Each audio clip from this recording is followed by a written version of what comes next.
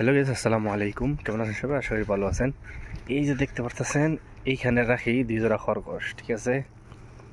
এইখানে আছে 1 জোড়া, এইটা হচ্ছে একটা পিয়ার, এটা বাচ্চা দেয়। তো এর বাচ্চা বড় হিসেবে এইখানে দিয়েছিলাম। তো এইখানে তালা মেরে দিয়েছি, শুরু তালা আর কি। তো সকালে কাস্টমারের আমাদের মাতাম এটা, ঠিক আছে? তো সকালে কাস্টমার এলে কাস্টমার না বাচ্চা করে নাই, তালার কি করে ঈদটা বাইরে তালা ভাঙ্গিয়া খরগোশটা দেয় সাইডে। তারপরে খরগোশ বাইরেই থাকে।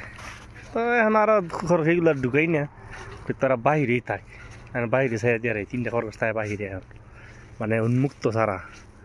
তো চারির কোনো যে গিরার দেওয়া আছে, এইখানে আবার একটু সমস্যা আছে, এইখান থেকে ডাইকা রাখতে হয়। আর এখানটা সব কান গিরার দেওয়া, এটা যখন থাকে তাহলে কুত্তাইয়া কি করে, তো কুত্তাই গিরা ধরে লাই, এই কুত্তারই সমস্যা।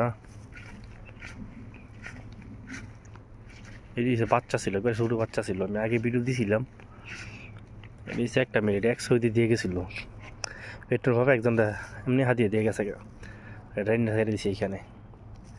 এখন সারাদিন খায় এখানে থাকে মনে হয় ওই যে গাছের গুড়িতে, এইখানে থাকে।